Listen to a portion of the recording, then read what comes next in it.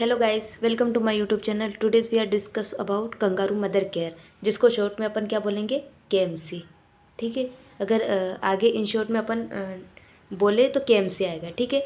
तो सबसे पहले इसके इंट्रोडक्शन डील करते हैं। तो टॉपिक को स्टार्ट करने से पहले अगर आपको मेरा वीडियो पसंद आए तो प्लीज़ वीडियो को लाइक करें, चैनल को सब्सक्राइब करें और ऐसे ही इन्फॉर्मेटिव वीडियो के लिए बेल आइकन को प्रेस करें और अपने दोस्तों के साथ शेयर करें। और अगर आपको कुछ डाउट होता है तो प्लीज़ कमेंट करें। तो क्या होता है KMC? KMC is a special way in which the baby continuously kept in skin to skin contact with mother. और फादर के साथ भी रख सकते हो और जो फैमिली मेम्बर होते हैं उनके भी स्किन टू स्किन कॉन्टेक्ट में रख सकते हैं, लेकिन इसको मोस्टली फिर प्रीफर किया जाता है मदर के कॉन्टेक्ट में।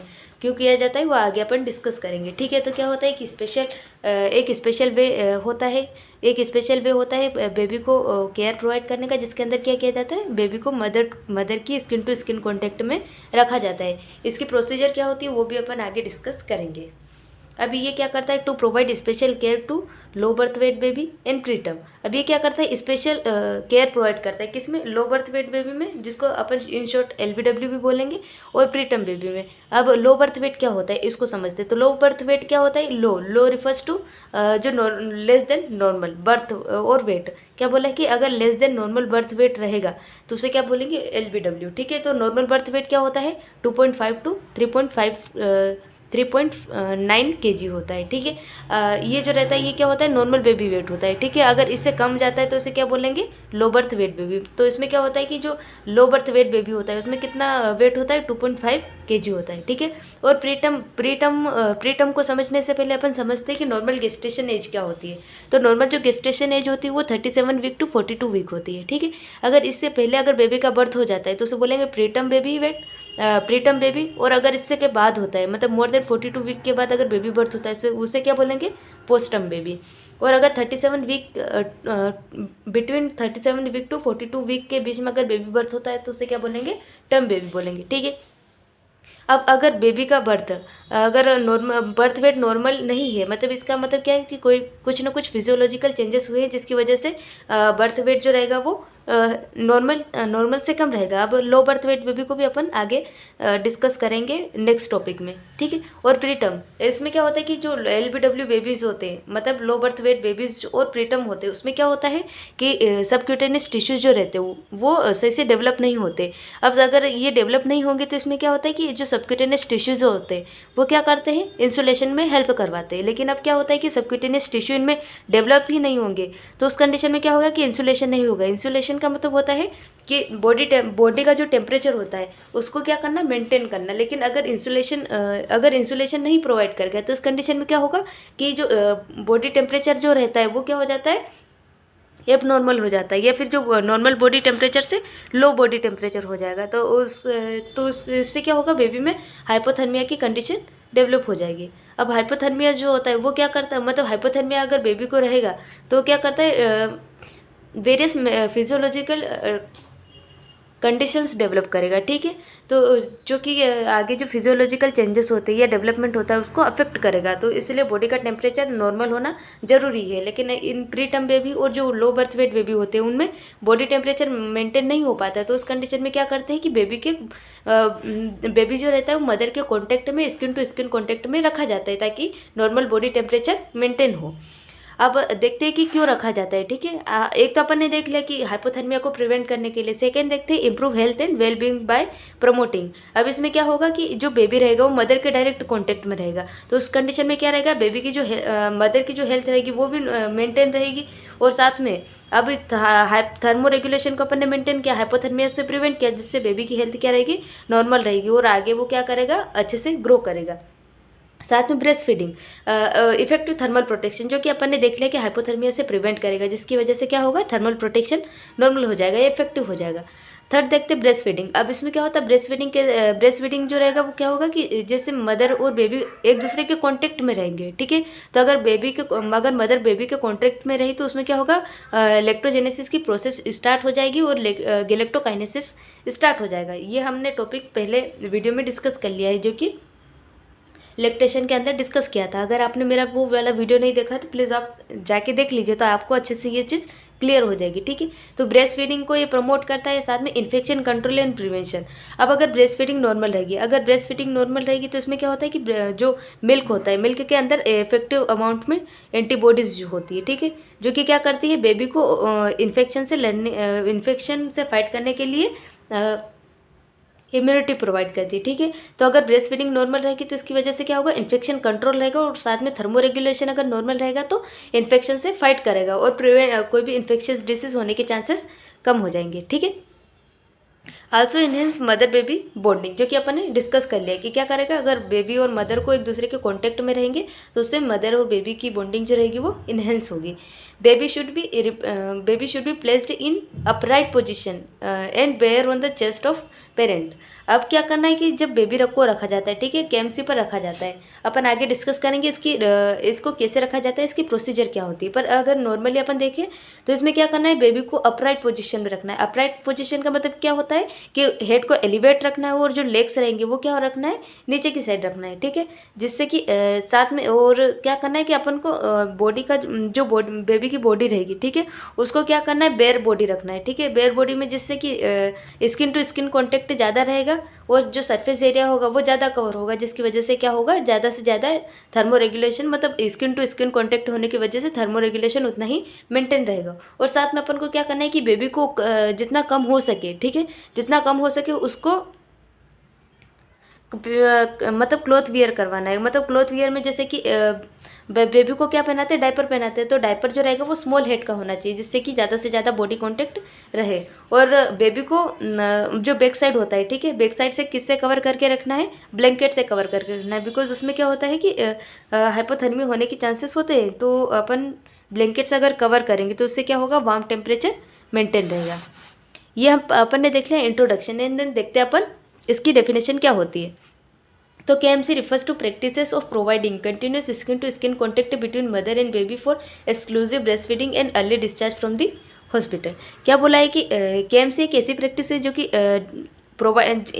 केएमसी एक ऐसी प्रैक्टिस है जो कि प्रोवाइड करती continuous skin to skin contact between the mother and baby. Baby जैसे कि मदर होती है, मदर और बेबी, ये बेबी है, तो ठीक है, ये कंटिन्यूस क्या करता है, skin to skin contact provide करता है, जिसकी वजह से क्या होता है, और साथ में स्किन टू स्किन कॉन्टेक्ट होता है मदर और बेबी के बीच में, और प्लस उससे क्या होता है कि अगर मदर बेबी के कॉन्टेक्ट में रहेगी तो उससे क्या होगा कि जो ब्रेस्ट फीडिंग जो मतलब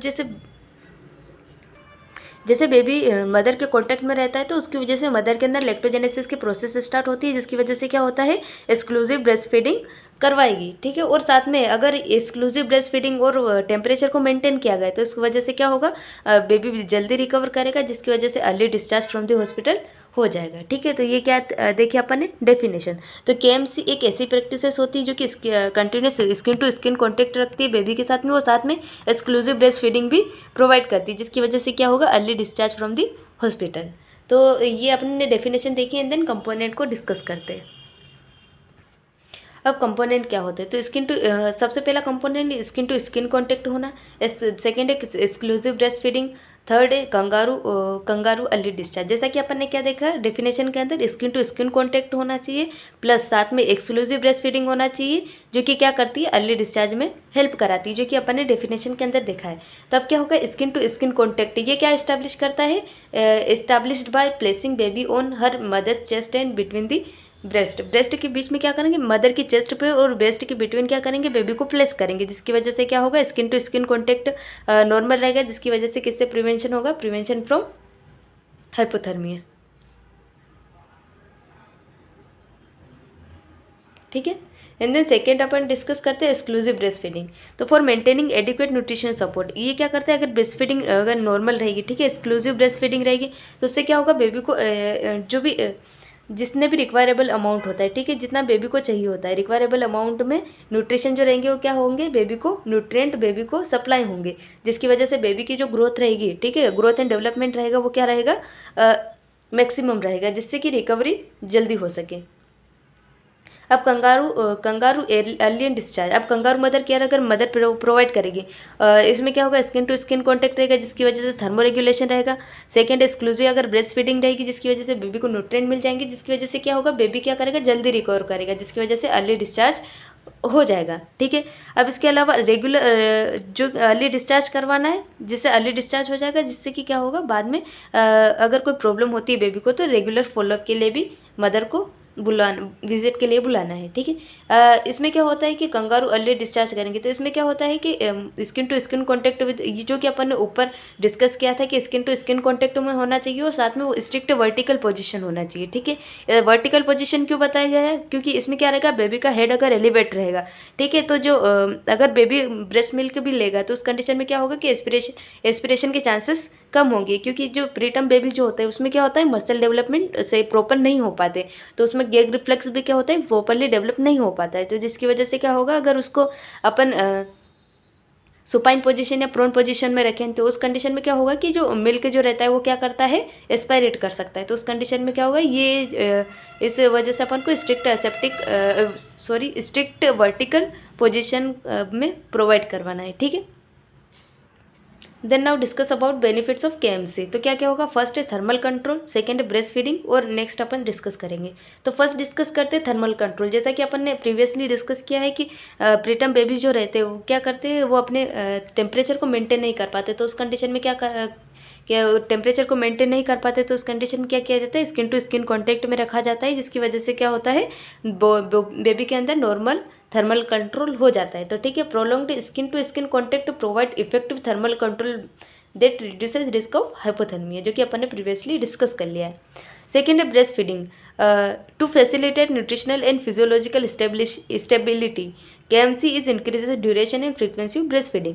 और इसमें क्या बोला कि ब्रेस्ट फीडिंग अगर करवाएगा, एक्सक्लूसिव ब्रेस्ट फीडिंग रहेगी तो उसमें क्या रहेगा, एडिक्वेट अमाउंट में न्यूट्रिशनल सपोर्ट होगा, जो कि क्या करता है न्यूट्रिशन जो रहते हैं वो फिजियोलॉजिकल डेवलपमेंट में हेल्प करवाते हैं, ठीक है। तो अगर फिजियोलॉजिकल डेवलपमेंट प्रॉपरली होगा तो उस कंडीशन में क्या होगा, बेबी की रिकवरी ज़्यादा होगी। अब और साथ में ब्रेस्ट फीडिंग, अब मदर के कॉन्टेक्ट में बेबी रहेगा तो उससे क्या होगा, जैसा कि अपन ने पहले डिस्कस कर लिया कि लैक्टोजेनेसिस की प्रोसेस स्टार्ट होगी और गैलेक्टोकाइनेसिस होगा। मतलब क्या होगा कि अगर जितना बेबी कॉन्टेक्ट में रहेगा मदर के तो उतनी बार क्या होगा, ब्रेस्ट फीडिंग जो रहेगी वो स्टिमुलेट होगी, तो जिसकी वजह से ड्यूरेशन भी इंक्रीज हो जाएगी और फ्रीक्वेंसी भी इंक्रीज हो जाएगी, ठीक है। Then third is early discharge. Early discharge अपन ने क्या बोला कि स्किन टू स्किन कॉन्टैक्ट में रहेगी, स्किन टू स्किन कॉन्टैक्ट, जो कि क्या हेल्प करेगा, थर्मो रेगुलेशन में, ठीक है। Thermo regulation means temperature regulation, जिससे कि क्या होगा, हाइपोथर्मिया नहीं होगा, ठीक है, हाइपोथर्मिया नहीं होगा, जिससे क्या होगा, बॉडी जो रहेगी वो नॉर्मल वर्क करेगी, फिजियोलॉजिकल जो भी डेवलपमेंट होता है वो नॉर्मल होता है। प्लस अपन ने देखा था एक्सक्लूसिव ब्रेस्ट फीडिंग, तब क्या होगा, अगर एक्सक्लूसिव ब्रेस्ट फीडिंग रहेगी तो उस कंडीशन में क्या रहेगा, बेबी को नॉर्मल अमाउंट में जो भी न्यूट्रिएंट की रिक्वायरमेंट होती है वो क्या रहेंगे, मिल जाएंगे, जिसकी वजह से क्या होगा, मैक्सिमम साथ में हाइपोथर्मिया से प्रिवेंशन हो रहा है, और साथ में न्यूट्रिशन भी मिल रहा है, तो उससे क्या होगा, फिजियोलॉजिकल डेवलपमेंट जो रहेगा वो मैक्सिमम रहेगा, और जिससे क्या होगा, बेबी की रिकवरी जल्दी होगी, और जिससे अपन डिस्चार्ज भी कर सकते हैं, मतलब बेबी स्टेबल हो जाएगा और जिससे अपन डिस्चार्ज भी कर सकते हैं। एंड देन फोर्थ डिस्कस करते हैं डिक्रीज्ड मोर्बिडिटी। अब मोर्बिडिटी क्या होता है, देखते हैं आगे। Morbidity is number of disease, ठीक है। तो बेबी के अंदर डिसीज होने के चांसेस क्या हो जाएंगे, डिक्रीज हो जाएंगे। इसमें ये कैसे करेगा, this babies are less prone to develop nosocomial infection, respiratory tract infection such as pneumonia, apnea और आल्सो मोर। इसमें क्या होता है, वेट गेन होता है, ठीक है। तो देखते हैं अपन कि मोर्बिडिटी को कैसे रिड्यूस करेगा। जैसा कि अपन ने ब्रेस्ट फीडिंग में देखा, तो ब्रेस्ट फीडिंग क्या करता है, बेबी को एडिक्वेट अमाउंट ब्रेस्ट BF मतलब ब्रेस्ट फीडिंग, ये क्या करता है, ब्रेस्ट फीडिंग के थ्रू क्या होता है, एंटीबॉडीज जो रहती है वो मतलब एक मैक्सिमम अमाउंट में बेबी मदर के मिल्क के थ्रू बेबी के अंदर आ जाती है, जो कि क्या करती है, इन्फेक्शन को ये जो भी एंटीजन होते हैं उससे क्या करती है, फाइट करती है, ठीक है। जिससे कि बेबी के अंदर क्या होगा, बेबी की जो इम्यूनिटी रहेगी वो बढ़ जाएगी, ठीक है। इम्यूनिटी जो रहेगी वो क्या हो जाएगी, स्ट्रॉन्ग हो जाएगी, जिससे कि क्या होगा कि जो अगर नोजोकोमियल इन्फेक्शन आ रहा है तो बेबी क्या करेगा, उससे फाइट कर लेगा, ठीक है। जिससे कि और साथ में ये क्या करता है, अगर KMC रहेगा, ठीक है। KMC क्या प्रोवाइड करता है, अपन ने देखा था कि ये क्या करता है, KMC के थ्रू क्या होता है, एक्सक्लूसिव ब्रेस्ट फीडिंग होगी, ठीक है। एक्सक्लूसिव ब्रेस्ट फीडिंग क्या करती है, फीडिंग की वजह से अगर एक्सक्लूसिव ब्रेस्ट फीडिंग रहेगा मतलब क्या होगा कि जो नियोनेट या इन्फेंट रहेगा, ठीक है, उसको क्या होगा, नियोनेट को मैक्सिमम अमाउंट में न्यूट्रिएंट मिल जाएंगे, जिसकी वजह से क्या होगा, उनका वेट जो रहेगा नॉर्मल गेन होगा, ठीक है, जो कि होना चाहिए नॉर्मली ग्रोथ करने के लिए बेबी के लिए। अब फिफ्थ देखते हैं मदर चाइल्ड बॉन्डिंग, ठीक है। इसमें क्या होता है, मदर और चाइल्ड जो रहता है वो क्या होता है, एक दूसरे के कॉन्टेक्ट में रहते हैं, जिसकी वजह से क्या होगा, मदर और बेबी के बीच में जो बॉन्डिंग रहेगी वो क्या होगी, स्ट्रॉन्ग होगी। तो facilitate mother baby bonding due to skin contact, ठीक है। And then sixth is stimulation of 5 senses. अब 5 सेंसेस को मतलब जो बेबीज रहेंगे उसमें 5 सेंसेस का स्टिमुलेशन कैसे होगा, by skin to skin contact अगर रहेगा तो उससे क्या होगा, टेक्टाइल स्टिमुलेशन होगा, ठीक है। टेक्टाइल स्टिमुलेशन का मतलब होता है टच स्टिमुलेशन, ठीक है। Hearing by listening mother's voice. अब इसमें सेकेंड है कौन सा, जैसे कि अकोस्टिक जो सेंसेस होते हैं, अकोस्टिक का मतलब क्या होता है, हियरिंग जो पावर होती है, ठीक है। अपने 5 सेंसेस कौन कौन से होते हैं, फर्स्ट है आई क्या करती है, हेल्प इन विजन, ठीक है। सबसे पहले कौन सी होती है, अगर 5 सेंसेस की बात करें तो आई होती है, आई, नोज, टंग, स्किन और ईयर। ये क्या होते हैं, सेंसरी जो मतलब जो नॉर्मली सेंस करने के लिए हेल्प करते हैं, ठीक है। तो फर्स्ट होता है आई क्या काय में हेल्प कराती है, to help in vision. Nose काय में हेल्प करवाएगा, स्मेल में, ठीक है। टंग जो रहेगी वो टेस्ट में हेल्प करवाएगी। स्किन जो रहेगी टेक्टाइल स्टिमुलेशन को में हेल्प करवाएगी। और फोर्थ मतलब फिफ्थ इज ईयर जो रहता है वो क्या करता है, हियरिंग एबिलिटी को मेंटेन करता है। तो फर्स्ट है अपन स्किन टू स्किन कांटेक्ट रहेगा, जिससे क्या होगा, टेक्टाइल स्टिमुलेशन होगा, ठीक है। जो बेबीज के अंदर क्या होगा, टेक्टाइल स्टिमुलेशन होगा। अगर मतलब सेकंड है हियरिंग कैसे होगा, जैसे मदर जो रहेगी, मदर की वॉइस के थ्रू क्या करेगा, वो हियरिंग को भी अच्छे से एक्वायर करेगा। एंड देन टेस्ट के थ्रू टेस्ट कैसे करेगा, बाय ब्रेस्ट फीडिंग के थ्रू क्या करेगा, वो टेस्ट स्टिमुलेशन करेगा। और स्मेलिंग मदर्स ऑर्डर को कैसे करेगा, ओल्फैक्टरी, जिससे क्या होगा, उससे स्टिमुलेशन ऑफ ओल्फैक्टरी रीजन, ठीक है, स्मेल के थ्रू। और बाय आई कॉन्टेक्ट करेगा अगर मदर के साथ, तो उससे क्या होगा, विजन स्टिमुलेशन होगा, ठीक है। तो ये कैसे करेगा, 5 सेंसेस के थ्रू, ये 5 सेंसेस को स्टिमुलेट करता है, ठीक है, जो भी केएमसी करवाते हैं, ठीक है। एंड द सेवंथ डिस्कस करते हैं लेस स्ट्रेस ऑफ मदर।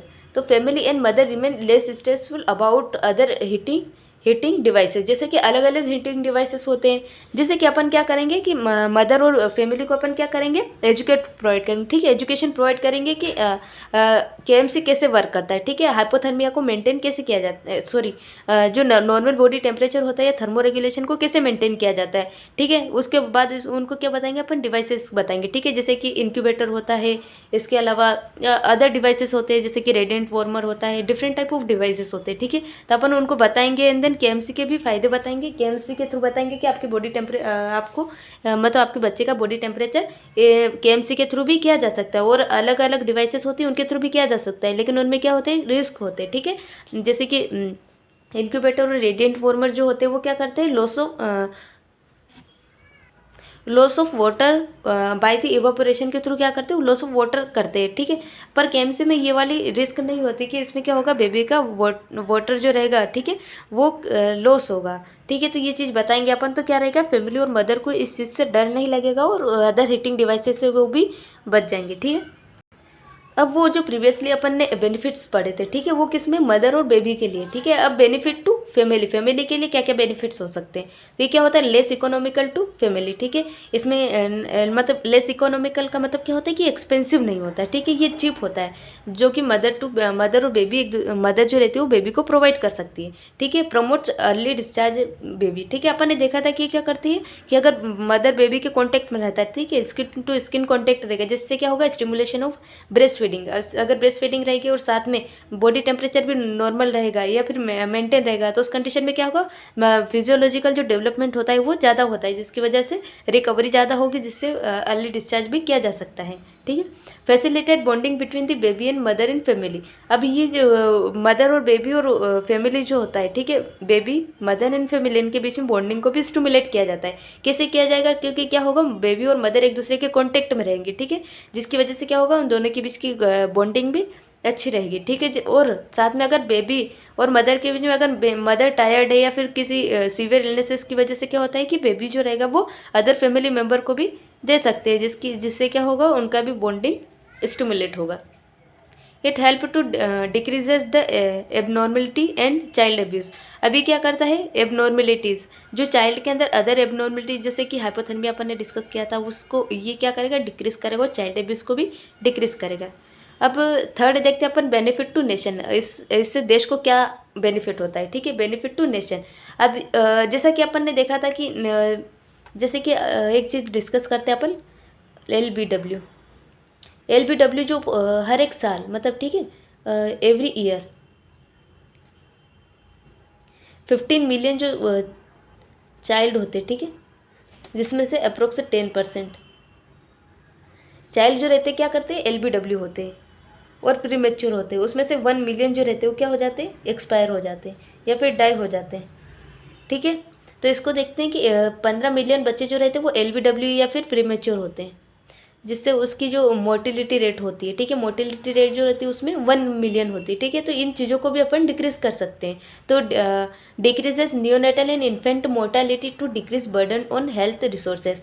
और साथ में अपन क्या करेंगे, यहाँ पे हेल्थ रिसोर्सेज के ऊपर बर्डन ना डालते हुए क्या करेंगे, इन चीज़ों को डिक्रीज करेंगे। हेल्थ रिसोर्सेज जैसे कि जितने ज़्यादा ये LBW, जैसे कि अपन ने ये देखा कि यहाँ पे LBW होते हैं, प्रीमेच्योर होते हैं, उनको भी ज़्यादा से ज़्यादा अपन को क्या किया जाता है, रिसोर्सेज प्रोवाइड करना होता है, ठीक है। जिससे कि क्या होगा कि अगर अपन KMC प्रोवाइड करेंगे, ठीक है, अब अगर KMC प्रोवाइड करेंगे तो उससे क्या होगा कि अपन को उतनी ही रेडिएंट वार्मर की कम नीड पड़ेगी, रेडिएंट वार्मर और साथ में और इंक्यूबेटर और बहुत सारे जो हीटिंग डिवाइसेस होते हैं उनकी रिक्वायरमेंट कम होगी, जिससे क्या होगा, मतलब नॉर्मली जो KMC के थ्रू क्या होगा, बॉडी टेम्परेचर मेंटेन हो जाएगा। तो इसमें क्या होगा, इन मटेरियल की रिक्वायरमेंट नहीं होगी, जिससे क्या होगा, हेल्थ जो बर्डन होगा हेल्थ रिसोर्सेज पर वो कम हो जाएगा, ठीक है। अब KMC जो होता है वो सिंपल होता है, एप्लीकेबल होता है, कॉस्ट इफेक्टिव और कन्वीनियंट होता है, ठीक है। इसको ये एक सिंपल प्रोसीजर होती है, इसमें कोई इतना मतलब एक्सपीरियंस लेने की ज़रूरत नहीं होती कि हाँ इसके लिए स्किल की रिक्वायरमेंट होती है, ठीक है। इन चीज़ों की रिक्वायरमेंट नहीं होती, मतलब सिंपल होती, एप्लीकेबल, इसको कहीं भी एप्लीकेट कर सकते हैं, ठीक है। मतलब मदर जो रहती है वो बेबी को नॉर्मली ले सकती है, कॉस्ट इफेक्टिव होता है, कोई महंगी नहीं होती या फिर एक्सपेंसिव नहीं होती, कन्वीनियंट होती है, मतलब कहीं भी ले सकते हैं इसको, ठीक है। KMC प्रोवाइड कर सकते हैं इस चाइल्ड को। इसके रिजल्ट क्या होते हैं, मोर healthier and more intellectual babies होते हैं। अब जो बेबीज़ जो रहेंगे वो क्या होंगे, हेल्दी होंगे। क्यों होंगे, क्योंकि अपन ने क्या क्या प्रोवाइड किया है, नॉर्मल बॉडी थर्मो रेगुलेशन हो गया बेबीज़ के अंदर, मतलब मेन वही होता है कि थर्मो रेगुलेशन जो रहता है वो नॉर्मल होना चाहिए। और साथ में क्या होता है, एक्सक्लूसिव ब्रेस्ट फीडिंग प्रोवाइड करें, तो जिसकी वजह से क्या होगा, चाइल्ड की हेल्थ जो रहेगी वो नॉर्मल रहेगी, ठीक है। और जो बेबी का IQ जो रहेगा इन फ्यूचर वो क्या रहेगा, वो भी नॉर्मल रहेगा, ठीक है। एंड देन एलिजिबिलिटी क्राइटेरिया, अपन ने देखा बेनिफिट्स। सबसे पहले क्या देखा अपन ने, इंट्रोडक्शन डील किया। इंट्रोडक्शन में अपन ने देखा कि normal skin to skin baby और मदर के बीच में स्किन टू स्किन कॉन्टेक्ट करवाया जाता है, जिसके थ्रू क्या किया जाता है, हाइपोथर्मिया से प्रिवेंट किया जाता है, ब्रेस्ट फीडिंग प्रोवाइड की जाती है। अपन ने डिफरेंट एस्पेक्ट पढ़े, ठीक है, एंड देन डेफिनेशन पढ़े, एंड देन बेनिफिट्स पढ़े। फर्स्ट बेनिफिट्स अपन ने देखे मदर और बेबी के लिए, ठीक है, एंड देन सेकेंड अपन ने देखी फैमिली के लिए, एंड देन थर्ड अपन ने देखे benefit to nation, and then देखते हैं एलिजिबिलिटी क्राइटेरिया। अब एलिजिबिलिटी क्राइटेरिया मतलब किस किस को दे सकते हैं अपन KMC। तो अगर बर्थ वेट जो रहता है वो लेस मोर देन 1800 ग्राम, मतलब नॉर्मल कितना होना चाहिए, 2.5 टू 3.9 ग्राम तो KG होना चाहिए, ठीक है। ये जनरल होता है, लेकिन जो मैंने जो रेफ़र किए पांचाली पाल रेफ़र किए, जिसके अकॉर्डिंग क्या होता है, बर्थ वेट जो होता है 2.8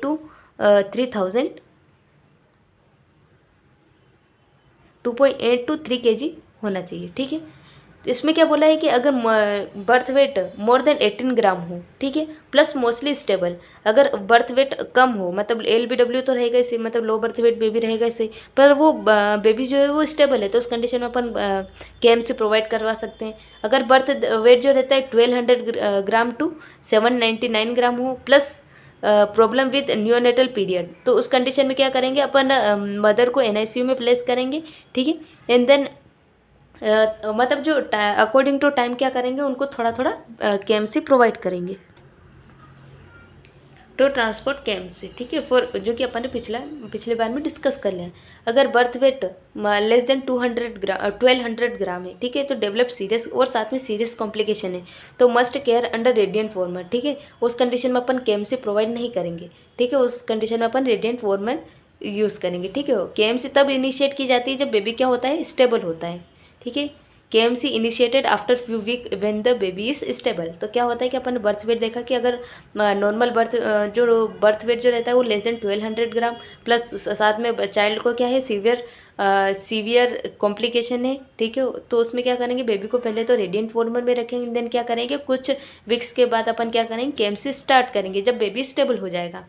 एंड देन देखते हैं स्टेबल बेबीज के अंदर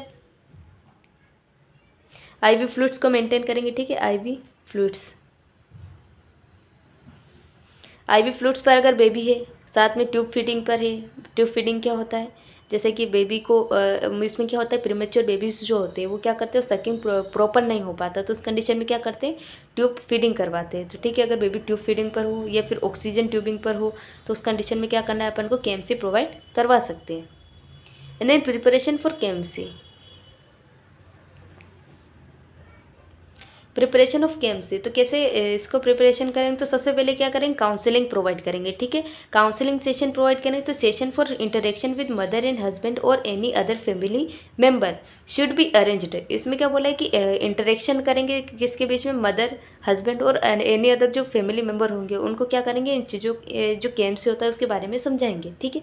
they should be demonstrate the procedure and queries should be clarified. इसमें क्या बोला है कि उनको एक केएमसी का प्रोसीजर रहता है उसको क्या करना, डेमोन्स्ट्रेट करना, और साथ में उनकी जो क्वेरीज होती है, ठीक है। बहुत सारी क्वेरीज करते हैं कि बेबी को इससे कुछ नुकसान तो नहीं होगा, इससे अगर कोई सीरियस मतलब कोई प्रॉब्लम है तो उससे बेबी को कोई नुकसान तो नहीं होगा, मतलब बहुत सारी क्वेरीज होती है, तो उनको क्या करना है, क्लैरिफाई करना, और उनको क्या करना है, डेमोन्स्ट्रेट करके बताना है, ठीक है। ये अपन ने काउंसलिंग देखा। And then clothing of mother, any dress which is front open and light weighted according to local culture is preferred। जैसे कि साड़ी हो गई, जैसे कि इसमें क्या बोला है कि जो फ्रंट लाइन अपन क्या करते हैं, बेबी को स्किन टू स्किन कांटेक्ट रखते हैं between the breast of the mother, ठीक है, between the breast of the mother, और अपराइट पोजीशन में रखना होता है। तो उस कंडीशन में क्या करना है कि जो फ्रंट जो भी क्लोथिंग होती है, ठीक है, उसको क्या करेंगे, ओपन करवाएंगे या फिर क्या करेंगे, लाइट वेटेड क्लोथिंग वियर करवाएंगे, ठीक है, अकॉर्डिंग टू लोकल कल्चर, अपने अपने कल्चर के अकॉर्डिंग जो उनको सूटेबल होता है, ठीक है। एंड देन बेबी को क्या करेंगे, front open sleeveless shirt with cap, socks and nappy. इसमें क्या बोला है कि जैसे कि बेबीज़ जो रहेगा, बेबीज जो उसका जो फ्रंट एरिया रहेगा उसको क्या करना है, स्लीवलेस करना है या फिर उसको क्या करना है, ओपन कर देना है, ठीक है। कैप रखना है बेबीज़ के पास, ठीक है, कैप होना चाहिए, सॉक्स लगे हुए होना चाहिए, और नेपी मतलब निप्पल जो रहता है वो नेपी जो मतलब आर्टिफिशियल जो निप्पल होता है वो क्या होना, बेबी के पास होना, ठीक है। एंड देन उसको प्लेस कर देना बेबी के जो मदर के चेस्ट के ऊपर, ठीक है। ये अपन ने देखा प्रिपरेशन फॉर केएमसी। सबसे पहले क्या करेंगे, काउंसलिंग प्रोवाइड करेंगे। काउंसलिंग में क्या करेंगे अपन, जो भी मदर, उसका हस्बैंड, ठीक है, और जो फैमिली मेम्बर होते हैं उनको इस मतलब जो केएमसी होता है उसको डेमोन्स्ट्रेट करेंगे, और साथ में क्या करेंगे, उसकी जो क्वेरीज होती है उसको क्लेरिफाई करेंगे। सेकेंड अपन ने देखा क्लोथिंग ऑफ मदर। उसके बाद क्या करेंगे, जो मदर रहेगी, मदर की जो फ्रंट लाइन जो क्लोथिंग रहेगी उसको क्या करेंगे, या तो लूज करेंगे या फिर ओपन करेंगे। एंड देन बेबी को क्या करेंगे, फ्रंट में जो फ्रंट ओपन जो बेबीज़ के अंदर क्या प्रिपरेशन करेंगे कि जो बेबी की जो फ्रंट साइड की जो स्लीव्स मतलब जो वियर्स होते हैं, ठीक है, जो कपड़े होते हैं उनको क्या करेंगे, ओपन करेंगे। बेबी के पास सॉक्स होना चाहिए, कैप होना चाहिए, और निप्पल होना चाहिए उसके मुंह में, ठीक है, जिससे कि सकिंग रिफ्लेक्स भी प्रॉपरली डेवलप हो। तो ये अपन ने प्रिपरेशन करवाई। एंड देन आप केएमसी प्रोसीजर कैसे होता है, ठीक है, या फिर कंगारू मदर केयर प्रोसीजर कैसे करते हैं। तो कंगारू मदर पोजिशनिंग, ठीक है, कंगारू पोजिशनिंग रखेंगे। Baby placed between the mother's breast in upright position, ठीक है। अपराइट पोजीशन का अपन ने देखा कि क्यों रखा जाता है, अपराइट पोजीशन ही क्यों मेंटेन की जाती, क्या करती है कि जैसे प्रीटर्म बेबी होता है उसमें जो गैग रिफ्लेक्स होता है वो प्रॉपरली डेवलप नहीं हो पाता है, तो उस कंडीशन में क्या किया जाता है, अपराइट पोजीशन में रखेंगे तो बेबी जो रहेगा वो उसमें जो मिल्क रहेगा, अपराइट पोजीशन ये वाली होती है, ठीक है। ठीक है, जो हेड होता है वो एलिवेटेड होता है और जो लेग्स होते हैं वो डाउनवर्ड होते हैं। इससे कि क्या होता है कि जो डाइजेस्टिव सिस्टम जो रहता है वो भी स्ट्रेट हो जाएगा, जिसकी वजह से मिल्क जो रहेगा ग्रेविटी की हेल्प से स्टमक के अंदर चला जाएगा। अगर स्टमक के अंदर चला गया तो उसकी वजह से क्या होगा कि स्टमक के अंदर उसका फिर डाइजेशन होगा एंड देन एब्जॉर्प्शन हो जाएगा, और जो एस्पिरेशन होगा वो नहीं हो पाएगा, ठीक है। Head turn one side slightly extended position. इसमें क्या करना है कि बेबीज़ को बिल्कुल मतलब मदर जो उसका फेस होता है वो मदर की बिल्कुल कांटेक्ट में रखना, उसको थोड़ा एक्सटेंड कर देना है, ठीक है, जिससे कि क्या होगा, एयरवे ओपन रहेगा और आई टू आई कांटेक्ट भी कर पाएंगे, ठीक है। स्लाइटली उसको क्या करना है, एक्सटेंडेड करना है, फिर साइड में कर देना है। Then hip should be flexed and abducted in position, the arms also should be placed. इसमें क्या बोला है कि फ्रॉग पोजीशन प्रोवाइड करना है, ठीक है। इसमें क्या बोला है कि जो हिप शुड बी फ्लेक्स्ड, उसके जो फ्लेक्स्ड मतलब क्या होता है, रिलैक्स पोजीशन में होना चाहिए वो। और जो अबडक्टेड का मतलब क्या होता है, जो उसके जो मतलब क्या होता है कि जैसे फ्रॉग नहीं होता है, इसमें क्या करना है कि जो लेग्स रहेंगे वो अबडक्टेड रहना चाहिए, ठीक है, जो कि between the breast of the mother होता है। और साथ में क्या बोला है कि arms also should be placed, arms जो रहते हैं वो ऐसे होना चाहिए, ठीक है। तो एक फ्रॉक टाइप की पोजीशन नहीं हो गई, इस टाइप की पोजीशन होना चाहिए, ठीक है। तो इसमें क्या बोला है कि जो हिप जो रहेंगे वो रिलैक्स होना चाहिए, और जो लेग्स रहेंगे वो क्या होना चाहिए, एबडक्टेड रहना चाहिए, ठीक है। एबडक्शन का मतलब क्या होता है, जो मिड लाइन से away from the mid line, ये मिड लाइन होती है, ठीक है। मिड लाइन से अगर दूर अगर बॉडी का पार्ट जा रहा है तो उसे एबडक्शन बोलेंगे, और अगर पास में आ रहा है तो उसे एडक्शन बोलेंगे, ठीक है। तो ये इस टाइप की पोजीशन होना चाहिए। ये कौन सी पोजीशन हो गई, फ्रॉग लाइक पोजीशन हो गई, ठीक है। एंड देन फिर क्या करेंगे, baby's abdomen should be at level of mother's epigastrium, जो मदर की एपिगेस्ट्रियम लेयर होती है, ठीक है। तो अपन एब्डोमेन को 9 कंपार्टमेंट में डिवाइड करते हैं, ठीक है। जो एपिगेस्ट्रिक होता है वो क्या होता है, जो मतलब जैसे कि 9 कंपार्टमेंट होते हैं, एक वन सॉरी ऐसे कंपार्टमेंट में डिवाइड करते हैं, ठीक है। 1 2 3 4 5 6 7 8 9, ये इतने कंपार्टमेंट होते हैं, ठीक है। अब जो ये वाला जो कंपार्टमेंट होता है, ठीक है, जो अपर ये वाला जो कंपार्टमेंट होता है, ठीक है, उसके कांटेक्ट में होना चाहिए। और जो ब्रेस्ट होता है, ठीक है, ये वाले ब्रेस्ट हो गए। और ब्रेस्ट के बाद अपन किस में 9 कंपार्टमेंट में इसको डिवाइड करेंगे, 1 2 3 4 5 6 7 8 9।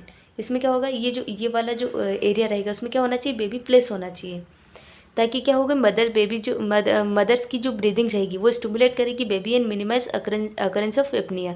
अब क्या होता है कि मदर की जो ब्रीदिंग होती है वो क्या होती है, वार्म ब्रीदिंग होती है, जिससे कि बेबी को ब्रीथ करने में प्रॉब्लम नहीं होगी और एपनिया जैसी कंडीशन भी डेवलप नहीं होगी, ठीक है।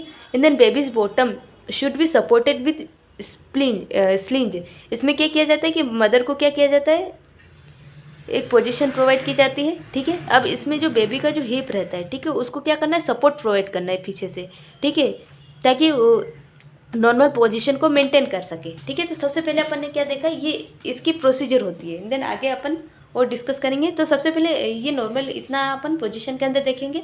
सबसे पहले क्या करना है, बेबी को अपराइट पोजीशन में रखना है, ठीक है, अपराइट पोजीशन में रखना है। अपराइट पोजीशन में रखने के बाद क्या करना है कि जो बेबी का जो फेस हेड होता है उसको एक्सटेंड करना है स्लाइटली।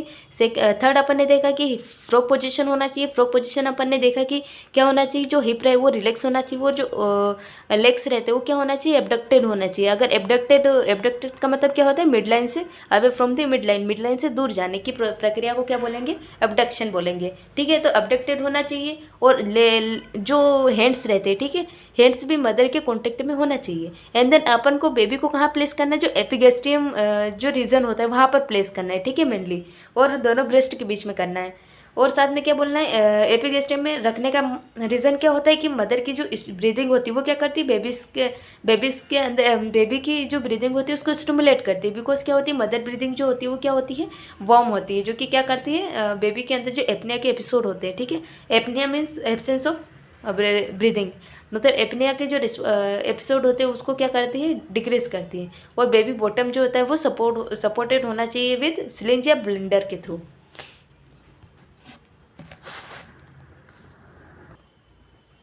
अब इसमें देखते हैं अपन मॉनिटर क्या क्या करना है। ऑब्जर्व कलर क्या होना चाहिए, मतलब बेबी का नॉर्मल कलर क्या होना चाहिए, पिंक होना चाहिए, ठीक है। वो कहीं पेल तो नहीं हो रहा है या फिर येलो कलर तो नहीं हो रहा है, इन चीज़ को अपन को क्या करना है, मॉनिटर करते रहना। अब जो प्री टर्म बेबीज़ होते हैं, जो LBW बेबीज़ होते हैं, उनके क्या होते हैं, लंग्स जो रहते हैं वो मेच्योर नहीं होते, ठीक है, इमेच्योर लंग्स होते हैं। तो वो क्या करता है, एपनिया के एपिसोड अकर्स होते हैं उसमें। तो इन चीज़ों को भी देखना है अपन को कि एपनिया तो नहीं हो रहा है, बेबी की ब्रीदिंग नॉर्मल है कि नहीं, इन चीज़ों को अपन को मॉनिटर करते रहना है, ठीक है। टेम्परेचर फ्रिक्वेंटली मॉनिटर करेंगे, क्योंकि अपन ने देखा था क्या हो रहा है, हाइपोथर्मिया हो रहा है, ठीक है, हो सकता है कि इम्प्रॉपर पोजीशन की वजह से क्या होता है कि बेबी जो रहती है, बेबी की बॉडी जो रहती है मदर के कांटेक्ट में सही से नहीं हो पाती है, ठीक है। तो उस कंडीशन में क्या हो सकता है, हाइपोथर्मिया की जो मतलब रिस्क होती है वो डेवलप हो जाती है। तो इस चीज़ को प्रिवेंट करने के लिए अपन को क्या देखना है, टेम्परेचर को फ्रिक्वेंटली मॉनिटर करना है। किसके थ्रू करेंगे, थर्मामीटर के थ्रू करेंगे, जो कि अपन कहाँ से करते हैं, मेनली ओरल के थ्रू, रेक्टल के थ्रू एंड देन एक्सिला। तो पर इस जो इनमें किया जाता है वो मेनली प्रेफर किया जाता है रेक्टल और oral temperature. And then feeding देखना है, ठीक है। फीडिंग में अपन क्या देखेंगे कि यहाँ पे जो बेबी को होना चाहिए वो एक्सक्लूसिव ब्रेस्ट फीडिंग होना चाहिए, ठीक है। Can be continued. इसमें क्या करना है कि बेबी जो रहेगा वो कांटेक्ट में रहेगा, ठीक है, स्किन टू स्किन मदर के डायरेक्ट कांटेक्ट में रहेगा। साथ में एक्सक्लूसिव ब्रेस्ट फीडिंग भी करवा सकते हैं। Keep baby near to the breast mother breast stimulate milk production. इसमें क्या होता है कि जो अपन ने देखा था कि एपिगेस्ट्रियम रीजन के बीच में और दोनों ब्रेस्ट के बीच में होना चाहिए, ठीक है। तो अगर जैसे बेबी जो रहेगा वो मदर के कॉन्टेक्ट में रहेगा तो उसकी वजह से क्या होगा, मदर के अंदर ब्रेस्ट स्टिमुलेशन होगा, जिसकी वजह से मिल्क प्रोडक्शन इनहेंस होगा। तो ये चीज़ें भी होती है, ठीक है। एंड देन प्राइवेसी का अपन को अच्छे से ध्यान रखना है, ठीक है। प्राइवेसी में क्या करना है, अननेसेसरी मदर को एक्सपोज नहीं करेंगे, ठीक है। और साथ में mother should not be feel nervous and demotivate. Mother को क्या करना है, अपन को मोटिवेट करना है, उनको अच्छे से एजुकेट करना है, उनकी जो नर्वसनेस होती है, एंजाइटी लेवल को भी दूर करना है, ठीक है। तो क्या देखा अपन ने, प्रोसीजर देखा। प्रोसीजर के अंदर क्या देखा कि बेबी की जो पोजीशन होती है वो अपराइट पोजीशन होना चाहिए, एपिगेस्ट्रियम रीजन पे होना चाहिए, और डिफरेंट अपन ने एस्पेक्ट को डिस्कस किया। इसके अलावा अपन मॉनिटरिंग देखे। मॉनिटरिंग के अंदर ऑब्जर्व करना है कलर को, ब्रीदिंग पैटर्न को, टेम्परेचर फ्रिक्वेंटली टेम्परेचर को मॉनिटर करेंगे कि हाइपोथर्मिया जैसी कंडीशन तो डेवलप नहीं हो रही है। एंड देन थर्ड अपन ने डिस्कस करी फीडिंग देखिए कि अपन को जो न्यूनेट होता है उसमें क्या करवाना चाहिए, एक्सक्लूसिव ब्रेस्ट फीडिंग करवाना चाहिए, ठीक है। और मदर को डीमोटिवेट नहीं होने देना है। इसके अलावा अपन ने सारी चीज़ों को डिस्कस किया। प्राइवेसी को मेंटेन रखना है, अननेसेसरी एक्सपोज नहीं करना है मदर को। अपन ने ये चीज़ें देखी। एंड देन देखते हैं अपन कितने टाइम तक अपन केएमसी प्रोवाइड करते हैं। तो ड्यूरेशन ऑफ केएमसी, गाइस ये एक इम्पोर्टेंट टॉपिक है, तो प्लीज़ आप इसको अच्छे से पढ़िएगा। ये मैंने पांचाली पाल की बुक का रेफरेंस लिया है, ठीक है। And then duration of KMC, तो मिनिमम जो रहता है 1 आवर्स अप टू 24 आवर्स, जितना ज़्यादा हो सके केएमसी आप प्रोवाइड करवा सकते हो, ठीक है। अगर बेबी जो रहता है कॉम्प्लिकेटेड, बेबी के अंदर कोई सीरियस इलनेस नहीं है और कोई कॉम्प्लिकेशन नहीं है, तो उस कंडीशन में अपन क्या कर सकते हैं, इसको कंटिन्यू प्रोवाइड करवा सकते हैं। तो मिनिमम जो रहता है 1 आवर्स अप टू 24 आवर्स तक करवा सकते हैं। Interruption also occurs due to diaper change. अगर डायपर चेंज करते हैं तो उस कंडीशन में इंटरप्शन हो सकता है। If mother's tired, father can continue in any family member, ठीक है। अगर मदर टायर्ड है या फिर मदर को कोई प्रॉब्लम हो रही है तो उस कंडीशन में क्या कर सकते हैं, फादर भी करवा सकते हैं और अदर फैमिली मेम्बर भी इसको करवा सकते हैं।